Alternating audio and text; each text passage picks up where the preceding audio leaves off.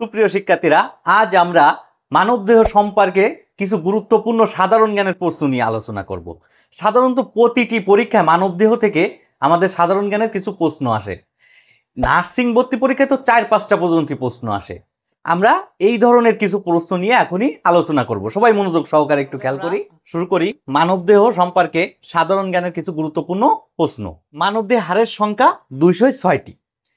আমাদের প্রায় পরীক্ষায় প্রশ্ন আসে মানবদেহে হাড়ের সংখ্যা কয়টি।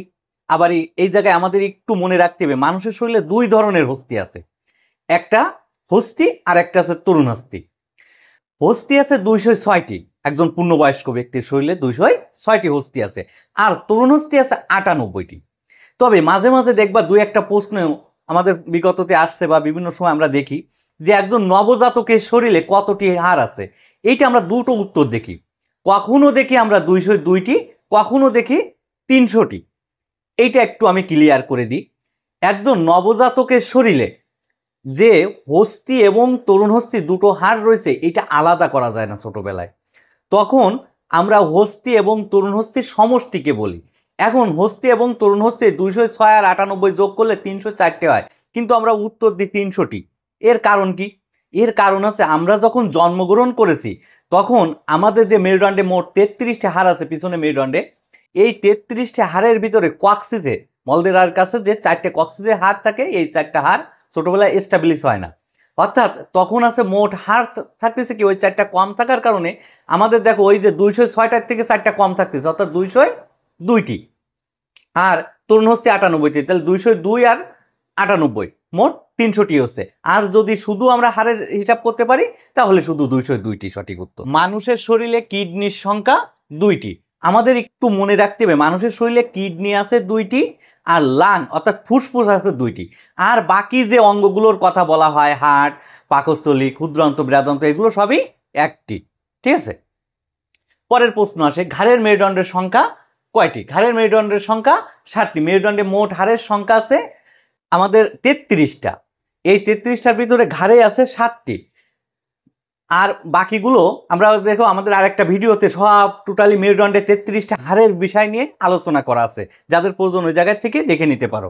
মানুষের মুখে হাড়ের সংখ্যা কয়টি? মানুষের মুখে হাড়ের সংখ্যা 14।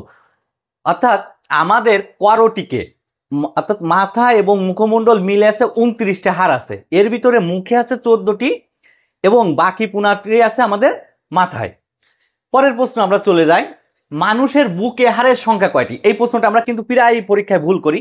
মানুষের বুকে হাড়ের সংখ্যা 25টি, কিন্তু যদি কখনো বলে বক্ষপিঞ্জরে হাড়ের সংখ্যা কত, অর্থাৎ বক্ষপিঞ্জর মানে আমাদের রিপসকে বোঝানো হয়, অর্থাৎ আমাদের যে বুকের রিপসগুলো আছে, বক্ষপিঞ্জরগুলো আছে, আছে এক পাশে 12টা, অর্থাৎ 12 12 24টি, আর একটা আছে স্টারনাম, মোট আছে 25টি। তাহলে বুকে মোট হাড়ের সংখ্যা 25টি, কিন্তু বক্ষপিঞ্জরের সংখ্যা 24টি। আমরা পরের প্রশ্ন আসি, মানুষের বাহুতে হাড়ের সংখ্যা কয়টি? একজন মানুষের বাহুতে 3টি করে হাড় থাকে, অর্থাৎ মোট 6টি। এই প্রথমটা আছে হিউমেরাস আর পরের দুটো আছে রেডিয়াস আলনা, অর্থাৎ 3টা 3টা 6টা। পরের প্রশ্নে যাই, মানুষের শরীরে পেশির সংখ্যা কত? পেশির সংখ্যা মোট আছে 609টি। তবে পেশির সংখ্যা নিয়ে বিভিন্ন বইতে লেখা থাকে 600 থেকে 650 পর্যন্ত পেশির সংখ্যা থাকে। তবে আমাদের একটা জিনিস খুবই মনে রাখতে হবে, সেটা আছে মানুষের শরীরে দুই ধরনের পেশি থাকে। একটা আছে আপনার ঐচ্ছিক পেশি আর একটা আছে অনৈচ্ছিক পেশি। ঐচ্ছিক পেশি আছে যেগুলো আমরা নিজের ইচ্ছা মতো নাড়াচাড়া করতে পারি, আর অনৈচ্ছিক পেশি আছে যেটা আমাদের ইচ্ছা মতো নাড়াচাড়া করা যায় না। আর কার্ডিয়াক পেশি বলে আমরা আরেকটা পেশি বলি, কিন্তু কার্ডিয়াক পেশি আসলে পেশি না, ওইটা ঐচ্ছিক পেশি, কিন্তু ওর কাজটা আছে অনৈচ্ছিক পেশির মতো। আমরা পরের প্রশ্নে যাই, মানুষের শরীরে ক্ষুদ্রতম কোষ আছে শুক্রাণু, আর যদি বৃহত্তম কোষের কথা বলে তাহলে মানুষের শরীরে সব থেকে দীর্ঘতম কোষ বা বৃহত্তম কোষ আছে নিউরন। পরের প্রশ্ন, মানুষের শরীরে বৃহত্তম অঙ্গ আছে আমাদের ত্বক।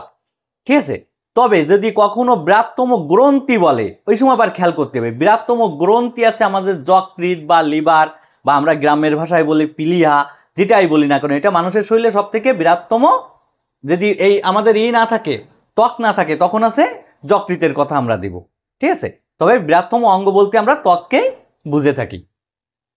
মানুষের রক্তে পিএইচ, একটু বলি পিএইচ কি। পিএইচ আছে অ্যাসিড ও ক্ষারের যে তারতম্য, সব জায়গায় পৃথিবীর প্রায় সব জায়গায় বিদ্যমান রয়েছে পিএইচ এর পরিমাণ। মানুষের শরীরেও অ্যাসিড ও পিএইচ এর একটা পার্থক্য আছে। মানুষের শরীরে পিএইচ এর যে পার্থক্য আছে তার ভিতরে আমাদের প্রায় পরীক্ষা আসে রক্তে পিএইচ এর মান কত। রক্তে পিএইচ এর মান 7.8। একজন পূর্ণবয়স্ক ব্যক্তির গড় ক্যালোরির প্রয়োজন 2500 ক্যালোরি। এটা আছে একজন পুরুষের ক্যালোরি আছে 2500 ক্যালোরি। তবে একজন মহিলার প্রতিদিন ক্যালোরির প্রয়োজন হয় 2000 ক্যালোরি। আবার খেয়াল করতে হবে মহিলা আছে কিন্তু গর্ভবতী উল্লেখ করে দিয়েছে, অর্থাৎ গর্ভবতী মহিলার কতটুকু, তখন কিন্তু আরও 500 ক্যালোরি বেশি প্রয়োজন হয়, অর্থাৎ তখন আবার 2500 ক্যালোরি হবে। একজন শিশুর আছে 500 ক্যালোরি, কিন্তু একটা বাড়ন্ত শিশুর, অর্থাৎ যখন আমরা কৈশোরে যাই তখন আমাদের প্রতিদিন শক্তির প্রয়োজন হয় 1500 থেকে 2000 ক্যালোরির মতো। মানুষের শরীরে রক্ত থাকে 5 থেকে 6 লিটার। আমাদের মনে রাখতে হবে আমাদের দেহের ওজনের 8% আছে রক্ত, অর্থাৎ আপনার যে বডির যে ওয়েট, এই ওয়েট গুণ 8/100, তাহলে আপনার শরীরে কতটুকু রক্ত আছে আপনি জানতে পারবেন। রক্ত সঞ্চালন কত মিনিট বন্ধ থাকলে মানুষের মৃত্যু হয়? 5 মিনিট। আমাদের দুইটা প্রশ্ন পড়ে, এই জায়গায় একটু খেয়াল করতে হবে। একটা আছে রক্ত সঞ্চালন কত মিনিট বন্ধ থাকলে মানুষের মৃত্যু হয়, সেটা আছে 5 মিনিট। আরেকটা পরে অক্সিজেন সরবরাহ কতক্ষণ মানুষের বন্ধ থাকলে মৃত্যু হয়, এটার উত্তর আছে 4 মিনিট। অক্সিজেন 4 আর রক্ত সঞ্চালন বন্ধ 5 মিনিট। আশা করি বুঝতে পারছেন। পরের প্রশ্নে যায়, লোহিত রক্তকণিকা বাঁচে কতদিন? 120 দিন। আমাদের তিন ধরনের রক্তকণিকা আছে, লোহিত রক্তকণিকা, শ্বেত রক্তকণিকা আর অনুচক্রিকা। তিনটাই কিন্তু আমাদের পরীক্ষা আসে। লোহিত রক্তকণিকা বাঁচে 120 দিন, শ্বেত রক্তকণিকা বাঁচে 1 থেকে 15 দিন, আর অনুচক্রিকা বাঁচে 5 থেকে 10 দিন। রক্তের পরে দেখবা আমাদের একটা ক্লাস আছে, ব্লাড লিখে সার্চ দিলেই পাবা, পুরো ক্লাসটা দেখে নিবা। রক্তের থেকে প্রতি বছর কিন্তু আমাদের নার্সিং ভর্তি পরীক্ষায় মিনিমাম একটা বা দুইটা প্রশ্ন কিন্তু থাকে। আচ্ছা, আমরা পরের প্রশ্ন চলে আসি। মানুষের শরীরে প্রতিদিন পানির প্রয়োজন কত? 4 থেকে 5 লিটার। এই প্রশ্নটা আবার একটু খেয়াল করতে হবে। আমরা আবারও দেখি, প্রতিদিন পানির প্রয়োজন 4 থেকে 5 লিটার। তবে আমাদের মাঝে মাঝে পরীক্ষায় প্রশ্ন আসে আমাদের শরীরে কমপক্ষে কতটুকু পানির প্রয়োজন। যদি কমপক্ষে কথা থাকে তখন এই 4 থেকে 5 লিটারের পরিবর্তে হবে 3 থেকে 4 লিটার। অর্থাৎ আমরাও প্রতিদিন যে খাবারগুলো খাচ্ছি এই খাবারগুলো থেকে আমাদের পানির একটা চাহিদা মেটে, 1 থেকে 2 লিটার চাহিদা মেটে। আর যদি কখনো বলে ন্যূনতম কতটুকু পানি খেতে হবে, তখন কিন্তু হবে 2 থেকে 3 লিটার। আবার মাঝে মাঝে গিলাসও বলে দেয় 8 থেকে 12 গিলাস। তাহলে 8 থেকে 12 গিলাস মানে দেখো 2 থেকে 3 লিটার। তাহলে কমপক্ষে বা ন্যূনতম পানির খেতে হবে, কমপক্ষে পানি খেতে হবে 2 থেকে 3 লিটার। আর পানির প্রয়োজন কিন্তু 4 থেকে 5 লিটার। আর মিডিয়ামভাবে আমাদের পানি খাওয়া উচিত আছে 3 থেকে 4 লিটার।